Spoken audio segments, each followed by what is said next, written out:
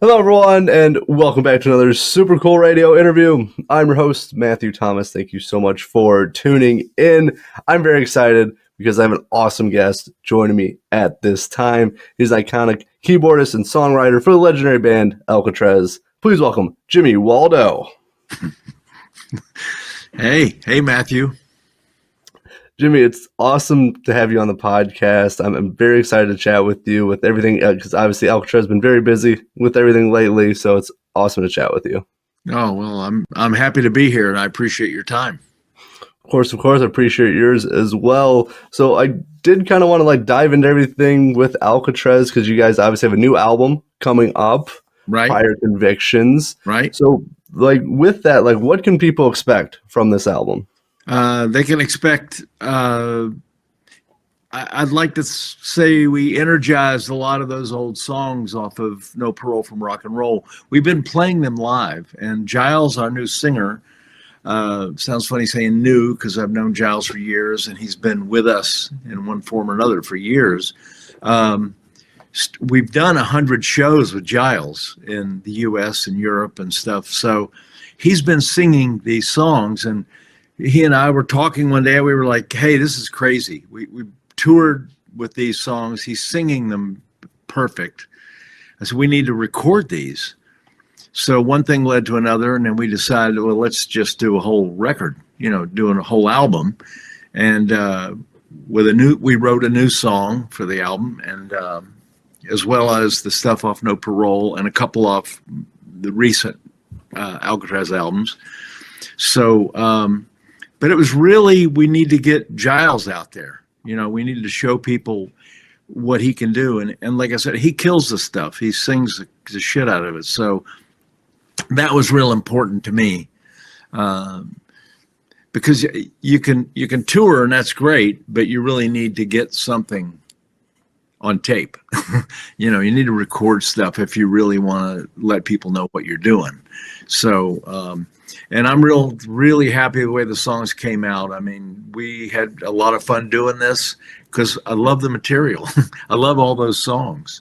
And it was fun to record them again. And especially with Joe Stump and Giles, Joe plays the crap out of it. And Joe's been with us for some years now. So, we've been playing that stuff for a long time. I've been playing it since whenever. So I love those songs, fun to play live. So we just want to record it, get it out there, and show people what we got now. Oh, for sure. And I think if Jet to Jet is any indication, it's going to be an awesome album, with the first single off the album. So I'm kind of curious. So how was it because there's 9 re-recorded songs with 2 new songs. So with the re-recorded songs, how was it selecting these songs to re-record? Based on what we do live, those are the songs that we had picked off No Parole to do live. And you can, even in an hour and a half show, we can only play so many songs. So we would have probably done the whole record, but that's not realistic because we have to play some stuff off the recent Alcatrazz albums. And we wanted to get a new song on there. So No Parole was a no-brainer. We really wanted to do that. And I like all the songs on No Parole. I really do. I love that record. And I could have done any of them, would have been fine with me. But we had to pick, pick some. So we picked those. Track listing looks awesome. And, and the new songs, I'm excited to hear some new music from Alcatrazz. So I'm kind of curious. So obviously with the new lineup and the new songs, the addition to the lineup with Giles, how was it writing and recording the new songs for this album? It's easy. It's actually good to hear. It's hard technically because of the distance and the way we have to do things, but musically we're all on the same page. So there's no big issues about, well, somebody doesn't like that direction, or we don't have that now. I mean, Giles and I and Joe are all on the same page. And so when we write, it's it's really just very easy. It happens pretty naturally. That's really cool to hear, and it's really that's really nice and makes the whole process easier. Oh. But also that like you can capture that in the music too. That like you guys are like having fun and you can capture the energy in the songs as well. Yes, yeah, because you can always hear it if a band's not into it and they're going through the motions. That's what it sounds like. I really give the audience a lot of credit. I think a lot of bands think, oh, it doesn't matter, we'll just play the thing and nobody will know the difference. I think people can feel it and hear it and they get it. And we were into this. We had fun doing this, and everybody played their ass off. So we had a lot of fun doing this. So I hope it comes across that way. Well, from what I've heard so far, it definitely does, especially Jet to Jet, which is out right now. I was blown away by Giles' vocals. Like honestly, he is such a talented and amazing vocalist. Like he did it. He did that song justice. He killed it. Yep, it was amazing. Yep. I feel the same way. And it's funny. Like I said, we've done 100 shows with Giles, so he's been singing that stuff for 100 shows. But even before that, when Giles was managing the Graham Bonnet Band and we were touring, Graham didn't come to sound checks, so we had to have somebody sing. So Giles would sing at sound checks. So the first time I heard him really sing was at a sound check. He said, well, I can do that. And we were going to do 2 songs, and Jet to Jet was always one of them. That was our go-to. And if we had time at a sound check, we'd do 2 or 3. But the first time I heard his voice was, I think, Jet to Jet. I mean, because he just walked up to the mic, and I wasn't expecting anything one way or the other. I was just like, let's get the sound check done. Let's get that vocals right in our monitors and stuff. He started singing, and I was like, oh, my God. Yeah, he was just killing it. And he just walked up and did it. I mean, there was no warm-up or anything. We hadn't rehearsed with him or anything like that. And so we did with a lot of sound checks with him singing. And we did Hiroshima. We did Sort of Deliverance. He knew all the songs. And the ones that he wasn't sure about the lyrics, he had them on his phone. So he'd be at a sound check singing, like glancing at his phone for the lyrics and singing the shit out of things. So that was my introduction to Giles actually as a singer. Because there's no hiding from that. You walk up and pick up a microphone, you can either deliver or you can't. And he was killing it. So I kind of knew, I was like back then, I was like, damn, this guy in a perfect world, he sings this stuff perfect, hits all the notes, effortless, great pitch. So I thought, wow, this would be cool. And then we got Doogie White. The record company, was looking for a name guy. They wanted a name guy, and Doogie was an obvious choice. Great guy, great singer, great writer. Had the pedigree, the rainbow thing, and he played with Yngwie, obviously. So that all worked. But Doogie, I knew from the beginning he was going to go off and do his own thing. And I mean, we talked about it. Doogie says, well, let's just go and do this and tour and make records and until I want to go do my own thing. And I was like, yay, fine. So that's, but when we knew he was going to be gone, I said, man, I knew to myself, I thought, well, the best singer for the band would be Giles. And the record company at the time, was, well, who are you going to get to sing? And they knew Giles as a manager. So they couldn't wrap their head around him singing. I take it for face value. I just look at it like, I don't care what he's done. I don't care if he's been our manager or it doesn't matter to me. This guy can walk on stage and deliver the goods. He's a great guy. We all get along really good. And he's a great writer. We're on the same page. That's the guy. There was, we didn't have to think about that one. So I'm kind of curious. So when you talked to Giles about becoming the lead singer, what was his reaction? His reaction is like, "Well, great. When do we rehearse?" I mean, he's just get the job done kind of guy. He's not doesn't overthink it, and none of us do. Joe or I or Giles, we didn't overthink it. We knew Giles could sing all this stuff, so there really was not a lot to talk about. He knew what he knows what the gig, he knew what the gig is. You know, he knew what he had to do. And we thought there was going to be pushback, you know, like, oh, well, where's Graham or where's Doogie or, you know, but I didn't care because I wanted to have fun. I wanted the band to be fun and have a permanent member. And Giles, like I said, I knew Giles for several years. So I had already toured with him. So I knew what he was like on the road, and I knew what kind of person he was. And so it was just a no-brainer. And so we started, you know, we rehearsed, and he just came in and sang the stuff. There was no big like, well, you know, that song, we really don't do it like that anymore. He killed it all. So we toured right away, and toured in America, the first tours with him as a singer. And we thought, oh boy, this could be dicey, you know. Not one person out of all those shows, out of 100 shows, said, well, you know, it's not as good as Graham or Doogie, but hey, it's okay. We didn't get any of that. Everybody took it for face value, which is great, because that's really what it should be. It should be about the music and about, is it good or isn't it? Is it delivering the essence of Jet to Jet? Are you getting it? If you're getting it, then that's the way it should be. Oh, for sure. And especially, you know, people are there, they're there for the music, they're there for the entertainment. And if they're having a great time, then, you know, that's mission accomplished with all of that. Yes, and exactly. Especially at the level that Alcatrazz, you know, such a legendary band that, you know, people that no one said like, oh, it was just okay, that they enjoyed it.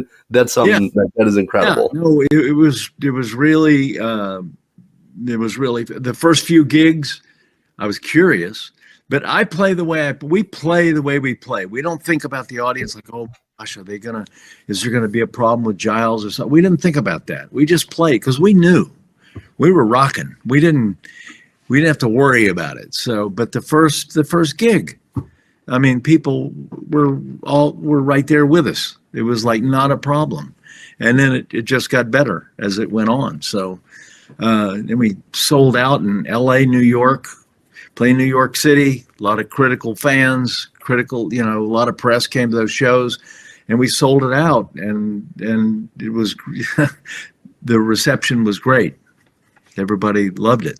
And not one person, I was surprised, not one person asks, you know, like, well, what happened to the last guys? Nobody said that. So it was great. Oh, for sure. Now, before I do want to talk about like the upcoming tour and the live performance, before we do that, though, I did want to wrap up with the album. So is there any planned release date for Prior Convictions at this time? I don't know the exact date. It'll be in November, probably mid-November. It'll be before we tour. We're touring in November, starting in Sweden, and work our way through Scandinavia, a bunch of shows there, and then into Europe for a lot of shows. So it'll be in mid-November, I would guess. And they probably told me a date. I'm kind of oblivious. I just kind of like, oh, that's great, you know, but I'm working. I got stuff to do, so music to do. So I don't think too much about the ins and outs of things. I just like, what time do I need to be at the airport? You know, here's my flight. Okay, great. We will be diving into the live performance side because you guys Alcatrazz will be touring with Girlschool coming up November 13th in Europe, and as you said, so I'm kind of curious. So how do you prepare for a tour? Well, I mean, we'll rehearse. We'll rehearse in Sweden for a few days. Me personally, I practice the set at home. I run the tracks without keyboards, and then I play to it. So it's just like a live show for me. And I butt the songs up to each other pretty close. So there's you really got to know the material. It's just coming at you. And I do that. I run the set every other day kind of thing. And that's how I prepare. And then my gear I've toured so much, the gear is just, I don't have to worry about it. It's just sitting over there in a suitcase. So, and I carry all my own keyboard stuff. I don't use any rental gear or anything like that because I got to have the same sound every night. I don't want to wonder what it's going to sound like tonight. So I use a lot of different sounds, and the album, and copping the sounds that I used on No Parole. So, but yeah, I just rehearsed to the tracks. But I've played all those songs. We've added a song or two new off recent records, and I've learned those. But I co-wrote them, so it's easy and it's fun. It's a challenge, but yeah, it's fun. Well, right on, right on. Well, and curious, so like, what keyboard do you use for your live shows? I have two controllers that are 61 note, just regular MIDI controllers. There's no sound by a company called Nectar, and I love them. They weigh about 7 pounds a piece, and I have a keyboard stand that I take with me, and a mixer, and I use MainStage, which is an Apple-based Logic program. So all the keyboard sounds are in MainStage, and I can use any sound I want. I can use any plug-in from any company or whatever, because we can't afford to fly mini Moogs and Hammond organs. Those days are way over. It's so expensive to tour now. So everything's in the Mac laptop. It's a powerful laptop, but so I don't know if you're familiar with MainStage, but I've heard of it, yeah. Use that, and so it's a real simple keyboard rig, and with the two controllers and a pedal board, that's really it. So I can set up in about 15 minutes. So when we play festivals and stuff, you have to set up quick. So I can do it 10 to 15 minutes, set up, and then take the stuff down. I just unplug the Mac, basically put that in my briefcase right away. And then the keyboards can be carried off stage, or I can, depending on what the show is, I can tear them down and put them away. But about 15 minutes, turn around. As you're talking about, with touring and the expense and everything, it definitely has, changed some aspects of it, but you still retain the sound. You're still playing the music. It is still, rock and roll. So, but yeah. And the sounds that I use live are the sounds that I used on No Parole. I mean, they're almost identical. The same sounds. I mean, I have the same synths, soft synths. So I'm really kind of recreating what I did then.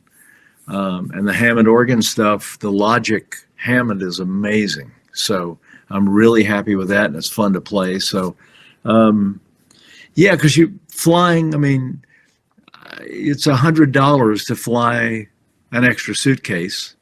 And then I've got a keyboard case, which has the two controllers in it, which is a soft case, but it's an extra case. So if I don't get one bag free, then I've got to pay $200 just to get to the gig, so to speak. But I before I started touring with the Grand Bonnet Band, I called the rental places in England and Europe about keyboards, and it would have been a nightmare. And it would have cost 10 times that much to rent keyboards as it would to fly them. So it didn't make any sense to rent stuff and try to coordinate picking it up wherever we're going. We're going to land in whatever, Dusseldorf, and the companies in England, and so. And they told me, they said, we can't guarantee you can ask for a specific keyboard, and that's fine, but we have 3 of them.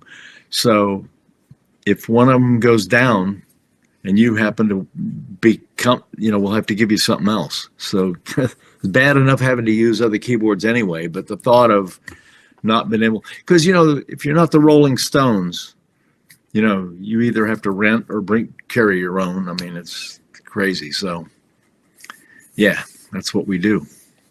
Oh, for sure. For sure. But now I got a few more things before we start to wrap up this interview. So I'm curious for you, since we are talking about the live set, do you have a favorite song to perform live? Honestly, Jet the Jet's one of them.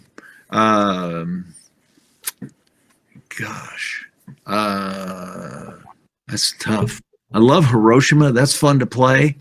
I could go on. I mean, they're all kind of fun. Jet the Jet's a lot of fun because it's up tempo, and kicks ass. So, and we're doing the song Alcatrazz, named Alcatrazz, off the last record. And that's a fast double bass drum thing. So that's a lot of fun to play. And I guess one of my favorites is Battle Lines. And that's a lot of fun to play. That's more like a Judas Priesty kind of thing. It's a little bit more mid-tempo to upper tempo, but it kicks ass. And it's a real challenge keyboard-wise, because on the record I did a lot of different things. Probably too many sounds, but so comping that live is a challenge, and I love that. I love it. Like, okay, how you going to do this live, kind of thing.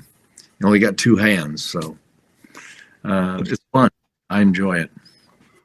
All right, all very good pick. I mean, Jet to Jet is my favorite. That was like the first Alcatrazz song I ever heard, but like it just it represents the band so well, and it's upbeat. It's just a real rocker.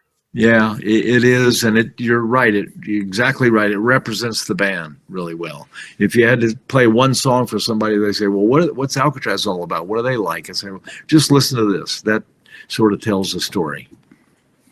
Oh yeah, it definitely does. It definitely does. And that's where I started to really learn about the band and listen to more music. Like that was my first introduction. So now as we're starting to close out this interview, I got one question before we talk about the final plans of Alcatrazz. So I'm very curious for you. As I said in my intro, you're an incredible musician and with a legendary band as Alcatrazz. So I'm kind of curious, like, was there ever any point in your music career that you thought about like walking away from music and focusing on like another career path or another aspect of your life?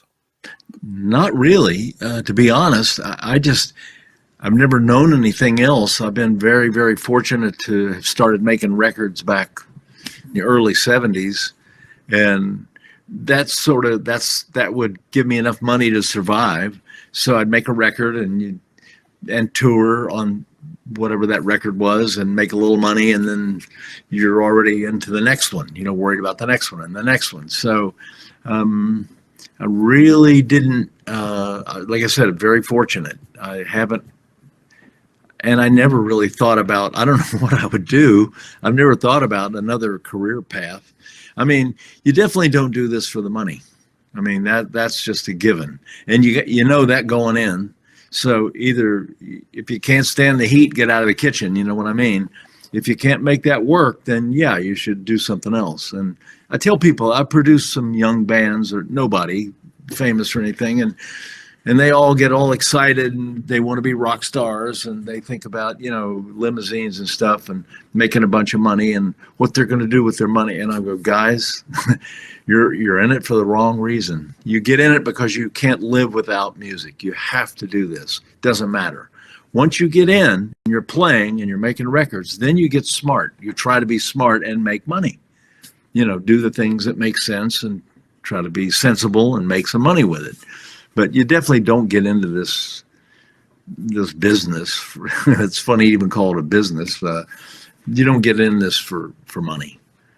So I've never had another career or thought about it even. All right. Well, I that's what I kind of figured, because like I just tell like you're passionate about music, you love doing it, and it comes across in your music and just talking to you right now that it shows. Well, that's good. So now as we're closing out this interview, so we're in the heading into the fall of 2025. So what does the rest of this year and early 2026 look like for Alcatrazz? Well, we'll tour up into December, and then we'll take some time off because we've got to finish this. We're working on a brand new studio album, so to speak, another record, which won't be out until next year, but we're writing for that now. So we had finished the recording of Prior Convictions, a couple of months ago. So the minute we sent those files off, we're writing for a new record. And so that's what we're doing now, and that's what it'll be once we come off the road. It'll be right back and writing again. Giles lives in Germany, but he's going to come over here and stay with me in Chicago, and then he and I and Joe will work together. Joe's in Boston, so we'll probably end up going to Boston and working with him there. And a lot of files flying around, that kind of thing. But yeah, working on a new record, tour and come home, work on a new record. Well, right on. Well, I look forward to hearing, obviously, Prior Convictions and the upcoming 2026 album as well with everything. But Jimmy, thank you so much for Sound by Super Cool Radio. I had a fantastic time chatting with you. Wow. Well, thank you so much for your time. I appreciate it. I know you got a lot of people you could be interviewing, so I appreciate it. Well, thank you so much. As I said, I will leave some links for Alcatrazz in the description of this podcast. Please check out, support them, make sure to see them live as well. But for Jimmy Waldo of Alcatrazz, I'm your host, Matthew Thomas. Thank you so much for watching this episode of Super Cool Radio. And remember, stay frosty. Thank you.